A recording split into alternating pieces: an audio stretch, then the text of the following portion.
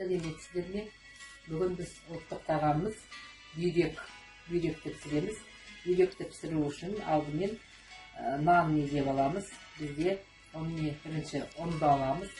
Ұнға кішкене ас тұзын қосамыз. Суға ас тұзын қосамыз. Кішкене нанның ас содасын саламыз. Содасын салып, кішкене араластырамыз.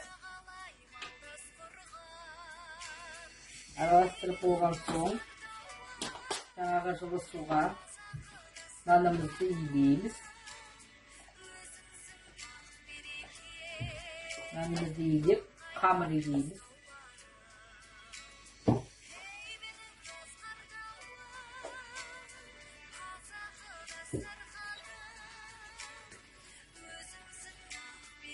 Біздің қамырымыз дайын болды.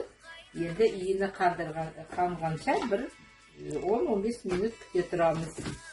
Яғни бұл бізге дрожжысыз ақ сортына иленген. Етін жауып қоямыз. Енді ішіне салатын бүйректің, яғни еті менде дайын тұр. Бұл бізде қара малдың шек қарнынан алынған. Шек қарны, яғни жуылып, тазартылып, ол бізге қайнатылып, одан кейін ет тартқыштан өткіздім.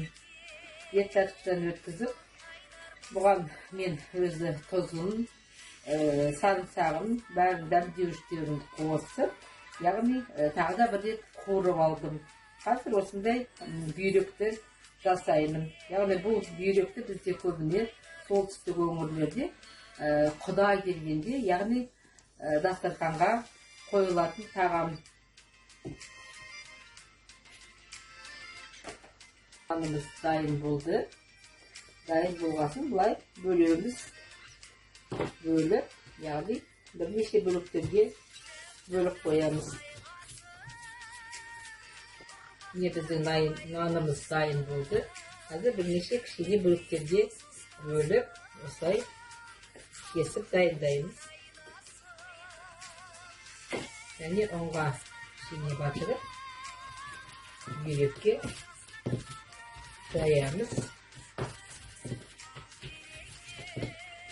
Міне дайын болған нанның ішіне, яғни жаңағы етімізді салып, осылай қамырды бір-біріне қосамыз жайылған.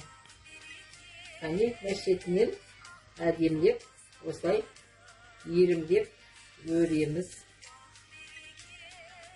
Осылай бүйрек жасалынады.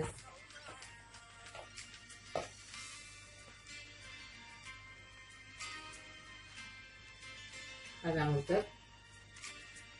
Бұл біздің ұлттық тағамдарымыздың бірі. Яғни әрбір жерде әртүрлі айтылады.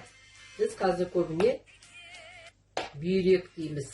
Кішкентай ғана болғасын. Бүйрек деп айтылады.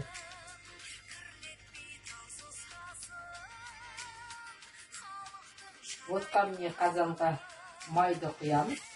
Май қатты ысыған кезде жаңағы бүйрегімізді салып пісіреміз. Міне қараңыздар.